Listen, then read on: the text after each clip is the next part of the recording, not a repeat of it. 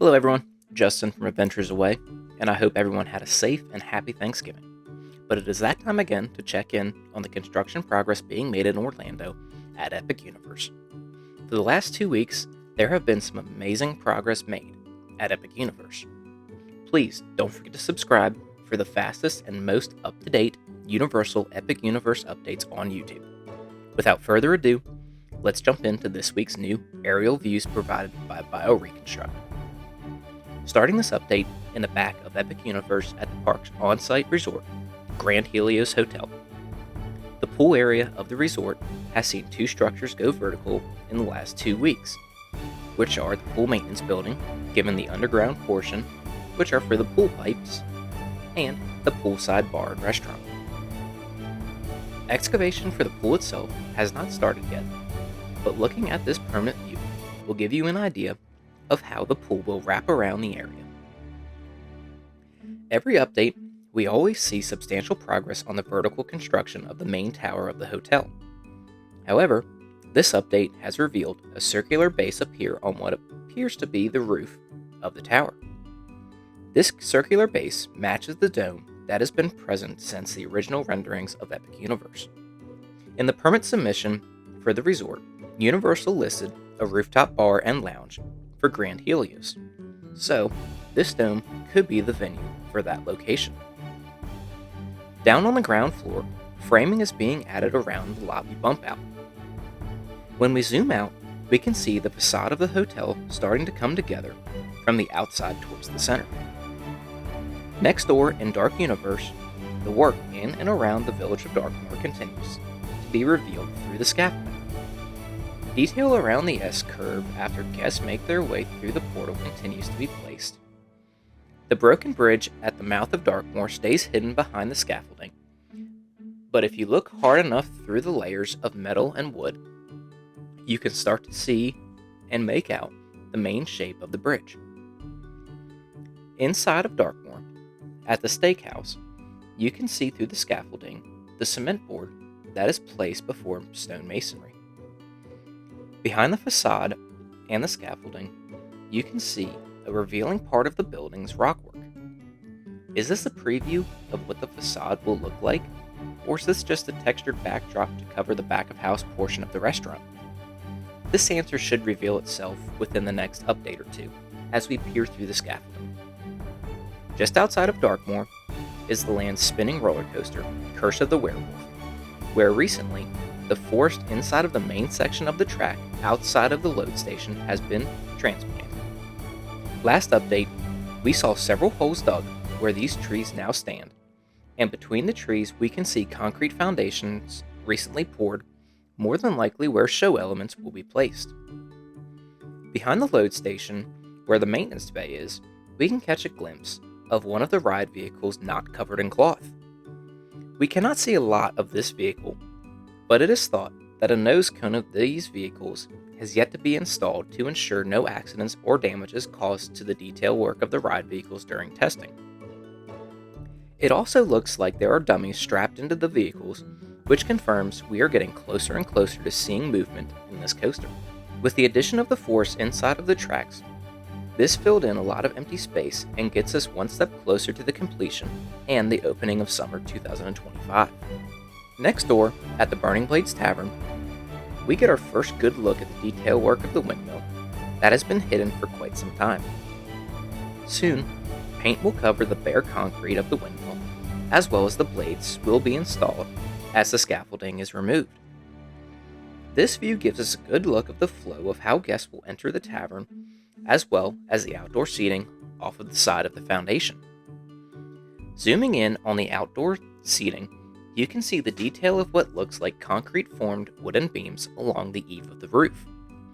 In front of the feature ride, the work that has been going on around the bridge and the entry arch to the manor has revealed some detail in this update.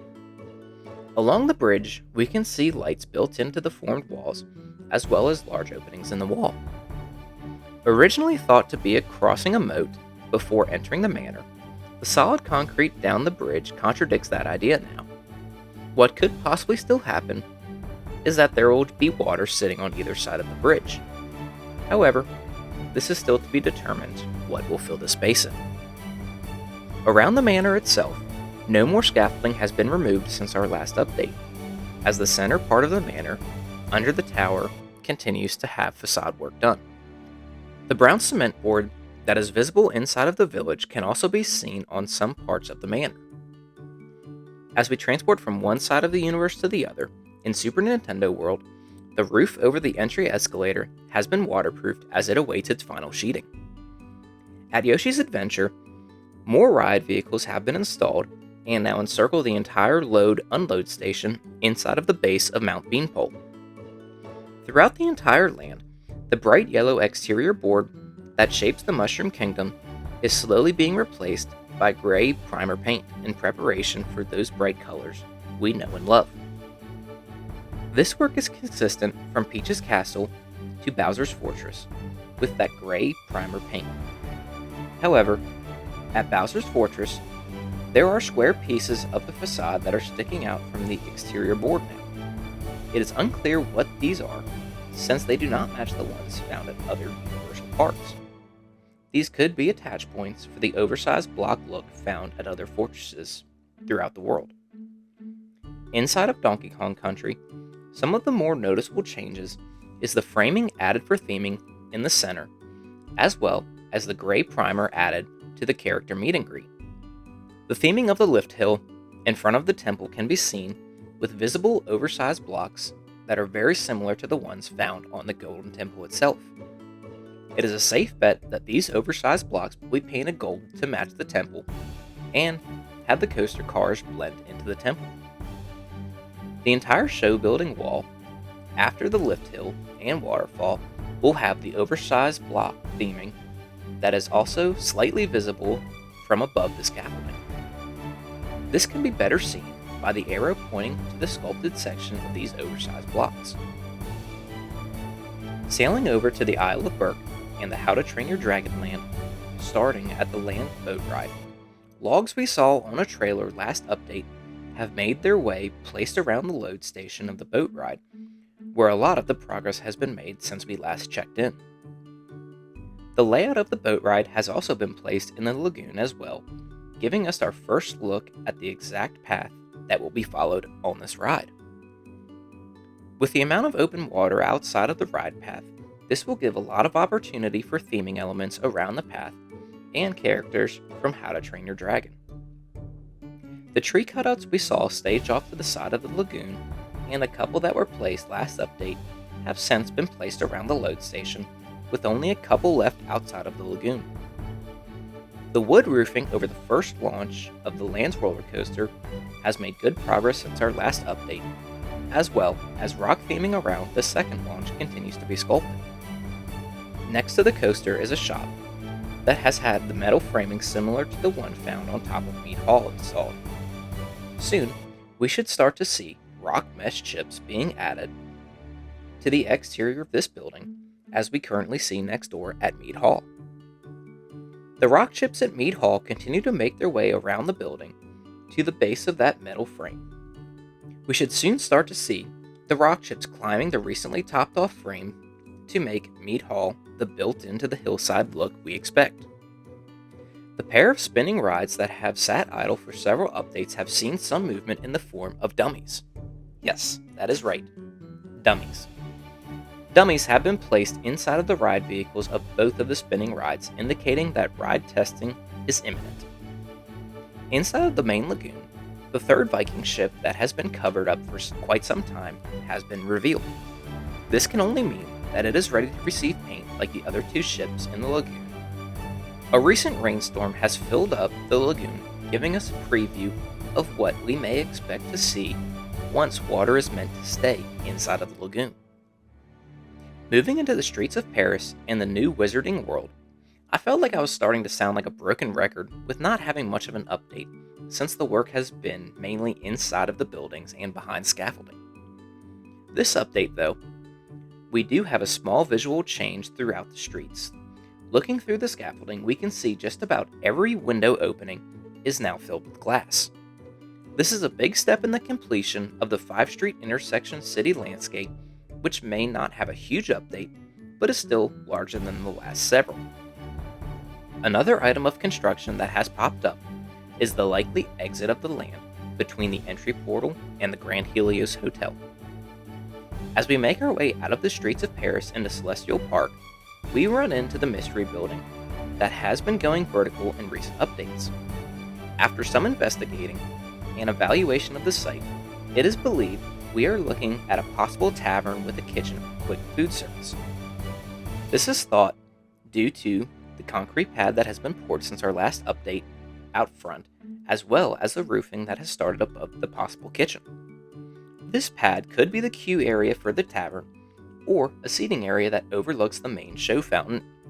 The possible name for this tavern is Oak and Star Tavern, giving previous trademark submissions. The splash pad between the main fountain and the possible celestial carousel has seen its first concrete poured that is currently being protected by the blue and black tarps. This is likely just the base foundation for the splash pad, and the main pour is still several weeks away. A little closer to Dark Universe is the barbecue restaurant, where a new concrete shape has appeared in front of the restaurant. This will either be a multi-tiered garden or a fountain. Both are still very possible options given the current progress. Since we last checked in on Celestial Carousel, we have not seen any more panels installed on the dome. Could this be because the panel that is installed is just a test panel? We will surely find out in the coming updates. Outside of the guest entrance to Starfall Racers, a decorative concrete pad has been poured as well as colored. This concrete pad matches the ones that have been found outside of Epic Universe in the staging areas. We will keep an eye on this concrete look in the coming updates. In front of the celestial theming, rebar has been spotted going vertical next to the steel framing that popped up a couple of updates ago. This could be for more concrete theming. The pathway that separates the first and the second main water feature is preparing to receive its concrete, as we see rebar present. By the time of our next update, we should see this bridge poured and a major section of the central hub completed. Another major concrete pour that was completed since we last checked in is the area in front of the Atlantic restaurant, which has been prepared for concrete for the last 2 updates. Poking through the concrete, we can see those interesting pipes that we can assume will be a water feature in front of the restaurant. The water feature that meets guests as they enter Epic Universe is also finally taking shape after a long time of prep work. At the entrance to Epic Universe, the entrance portal to the park continues to take shape. One of the main differences that we notice currently with the park portal compared to the land portals is the opening guests will walk through is currently rectangular over circular. This is likely due to the concrete form having extra support during pouring and will be removed after the concrete is cured, giving the portal the circular look like the rest found around Epic Universe. The last update I asked, what land are you most excited for? And so many of you commented with overwhelming response. This update, I want to ask you, what attraction are you most looking forward to when you get to visit Epic Universe for the first time? Is it Curse of the Werewolf? Is it Starfall Racers? Leave a comment below with your response. Wrapping up this update with checking in on Stella Nova and Terra Luna just south of Epic Universe. Terra Luna has not seen much noticeable work with the exterior, other than some more pool foundation work. Stella Nova, on the other hand, has seen quite a bit of exterior work done since we last checked in. Out back around the pool area, glass has been 100% installed around the curved framing that was being worked on last update. In front of the hotel, curbing forms have been installed and are starting to shape the guest entry area to the hotel as well as the guest parking lot. The colorful tiles making their way around the resort seem to be slowing down on the install progress. This could be on purpose, however, due to some restrictions of the current construction equipment still attached to the main building. As the updates continue, we will see if the speed picks back up or if the tiles start to appear on Terra Luna. Don't forget For the fastest and most up-to-date Epic Universe updates, don't forget to subscribe for the first on YouTube. Until the next construction update, this is Justin from Adventures Away. And don't forget to have a great one.